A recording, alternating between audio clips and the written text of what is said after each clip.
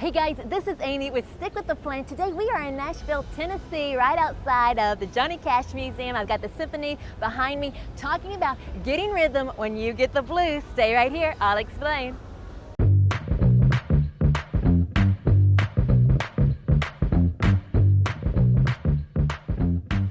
So glad you're with me today. You know, we were here in Nashville and Summer and I were going through the Johnny Cash Museum, just looking around, and you know, one of his songs always sticks out to me. I like his song, Get Rhythm When You Get the Blues.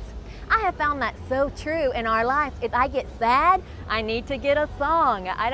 I can get out of the blues or get out of a depression if I'll start singing the right song, especially one that magnifies God.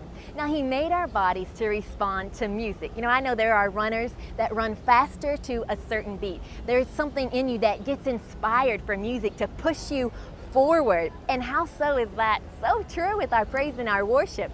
There was a college student that I knew a couple years ago, and he had just taken a psychology class.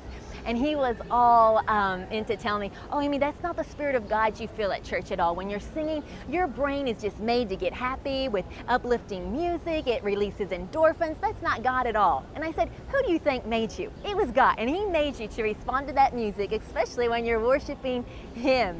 And then I told him about Paul and Silas. I said, okay, if you don't believe it was God, why don't you tell Paul and Silas that their praise didn't have anything to do with that in that midnight hour in Acts 16, where they were praying and singing praises to God. They had been beaten with rods. They were locked in the middle, innermost part of that jail. Their feet were bound. Their hands are bound. You know, they're locked up, yet their praise said the whole place was shaken because of their praise.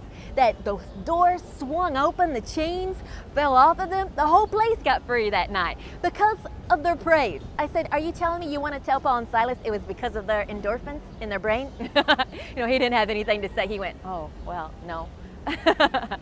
But God made us to praise Him. He said, let everything that has breath praise the Lord. He's always requiring a new song to come up out of us because He knows the secret to our victory. Now, you know, instead of getting depressed or sad, let's get rhythm, not get the blues. Let's find a song to lift us up out of that. I can tell you a time when my husband came in and he wanted to make sure I understood this problem and what to believe God for. He likes to know all the details. He lays out all the negatives so he can get past that and believe God. I don't ever like to talk about the negative. I'll just choose to trust God right at the first sign of a problem. So he was saying, Amy, you can't live in Amy land. Look at this problem. Look at this. And he just, you know, gave it to me. Well, he laughed. He was happy. We talked about it. You know, now I'm sad because I truly understand the problem. I was washing dishes crying going, oh, what are we going to do? And I thought, no, I've told myself only happy people are allowed to live in my house. So I stirred myself up and I got happy.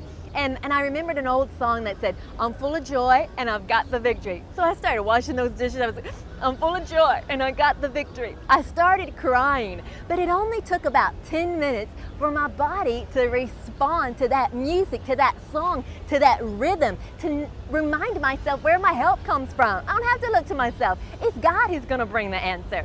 So I'm encouraging you today, don't get stuck on that problem. Let God give you a song. Don't think about how big the problem is. Let a song come up out of your heart, that praise, that worship, to magnify Him so that you could get rhythm when you get the blues. So the blues can't stay with you. And that's how you'll stick with the plan He has for you.